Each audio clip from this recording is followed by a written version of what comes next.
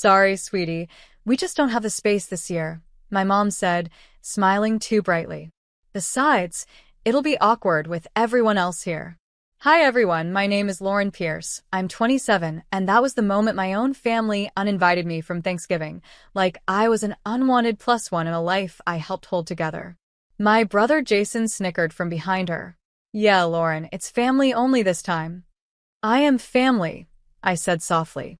Not tonight, Mom replied, already turning away. They laughed, all of them. It was supposed to be lighthearted, a joke. But no one said just kidding. I stood there for a long second, heart pounding. My hands still smelled like the pumpkin pie I'd spent hours baking. I finally said, "All right then," and left quietly. The drive home was silent. Not sad, just cold. Because what they didn't know was that the only reason their big, beautiful house stayed warm through winter was me. Last year, when Dad lost his job, I'd secretly covered their heating costs, nearly $8,000 prepaid through the company I worked for. So as I sat in my apartment, watching the snow fall, I logged into the account, hovered over one button, and smiled. Cancel service. This year, they'd finally feel the chill they gave me. The next morning, my phone started buzzing before sunrise. First a missed call from Mom, then another, then a text from Jason. Lauren, did you cancel something? The house is freezing. The system won't turn on. I sipped my coffee, the steam warming my hands, and smiled to myself. They'd never called this early before, not for birthdays, not even after I moved out. A minute later, Mom called again. This time, I answered. Lauren, the heat's out. The whole house is like an icebox. It's below freezing, and your father's losing it. Did you pay the heating company last month? I let her panic wash over me for a beat before replying. You mean your heating company? No, Mom. I stopped making payments after you told me I wasn't part of the family anymore. There was a pause, a shocked, stuttering silence. Lauren, we didn't mean. You did, I said calmly. You meant every word. Jason grabbed the phone. Come on, Lauren. It's Thanksgiving weekend. This isn't funny. Neither was uninviting me, I said. But hey, at least now you're all together. Cozy, right? Lauren, Mom snapped. Fix this right now.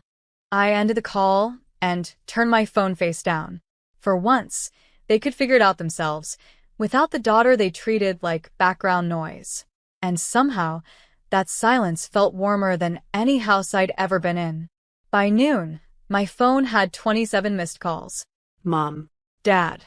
Jason. Even Aunt Carol, the one who'd laughed the loudest when they told me I wasn't invited. Every voicemail sounded the same. Frantic, cold, desperate.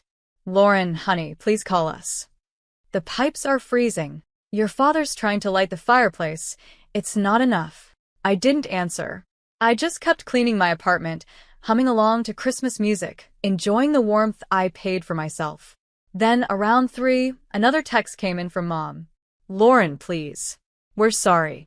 Come over. We'll make space. That one made me stop.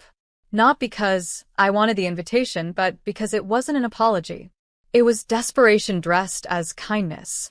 I typed back slowly. I appreciate the offer, but I already made plans. She replied instantly. Plans? With who? Myself. I wrote.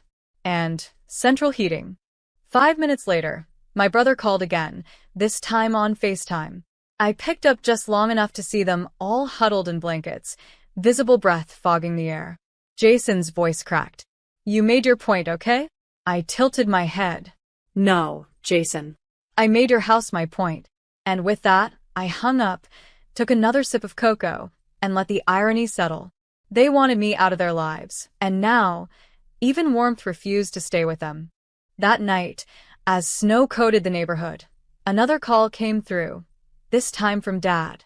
I almost didn't answer, but curiosity won. Lauren, he said immediately, breathless.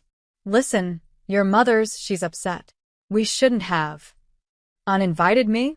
I offered. Laughed when you did? He sighed heavily. It was a joke gone too far. You're still family. Now, can you just fix the heat? There it was, the real reason for the call. Not regret. Not love. Just convenience. You know, Dad, I said softly, for people who didn't want me at dinner, you sure need me a lot when things break. This isn't the time for attitude, he barked. We're freezing in here. I smiled faintly. Maybe that's what it takes to feel what I've felt for years. He went silent. I could hear Mom whispering in the background. Is she doing it? Then he lowered his voice. We'll talk about this later. Just call the company. I leaned back in my chair. Oh, I already did. You did? Yes, I said. To transfer the service to your name, you'll have to pay the balance up front before they reconnect it. His voice cracked. Lauren. I ended the call before he could finish. They always said I was too emotional, too sensitive. Turns out I was just too forgiving until now. The next morning, the calls stopped. No texts. No voicemails. Just silence. It was almost unsettling. Almost. I figured they'd either swallowed their pride or found someone else to blame. Probably both. Then, around 10 a.m., a knock came at my door. I wasn't expecting anyone. When I opened it, there stood my brother, Jason, bundled up in 3 coats, his nose red, hands shaking from the cold. He tried to smile. Hey. Hey, I replied evenly. How's the house? He sighed, shoulders slumping. Frozen. Pipes burst last night. Mom's losing it. Dad's furious. I'm shocked, I said dryly. Truly. He looked at me then really looked. You're enjoying this, aren't you? I hesitated. No, Jason. I'm not enjoying it. I'm remembering it. He frowned. Remembering what?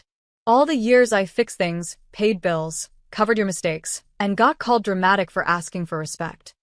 He was quiet for a long time. Mom wants you to come home. I smiled faintly. Home stopped being home when it stopped being kind. He winced. So, you're not coming? I shook my head. Not until I'm invited because they want me there, not because they need me there. Jason nodded slowly, ashamed. You really changed. No, I said softly, closing the door. I just finally thawed out. Days passed. The cold didn't let up, outside or inside their house. Word spread quickly in our small town. The Pierce's furnace failure had become neighborhood gossip. My mom, who loved hosting, now avoided everyone's eyes at the store. My dad, once the loudest man at any gathering, hadn't been seen since the heating company's truck pulled away after refusing service without payment. I didn't feel guilty. I felt balanced. Until Aunt Carol showed up at my apartment. She stood there holding a grocery bag, cheeks flushed from the wind. They're struggling, Lauren. Your mother's sleeping in the living room with a space heater. She has a heater, I said. She just doesn't have heat. Aunt Carol sighed. You made your point. Isn't that enough? Would it have been enough? I asked quietly. If it were me shivering alone after they threw me out of Thanksgiving? She opened her mouth to answer, then closed it. No one ever did when I asked that question. That night, I sat by my window, watching the snow fall again. The same view I'd had the night I canceled the payment. And somewhere between pity and peace, I realized. Maybe it was enough. Not because they'd learned, but because I finally had. For once, I wasn't waiting for them to thaw. I'd learned how to stay warm without their approval. And that, I thought, was real freedom. A week later, I got a call I never expected from my dad's office line. He rarely called me from there. His voice, when I picked up, was different. Quiet. Almost humbled. Lauren, he began. I wanted to apologize. I waited. No interruptions. No forgiveness yet. Just silence to let him fill it. He continued. Your mother and I acted terribly. We treated you like an outsider when you've done more for this family than anyone else.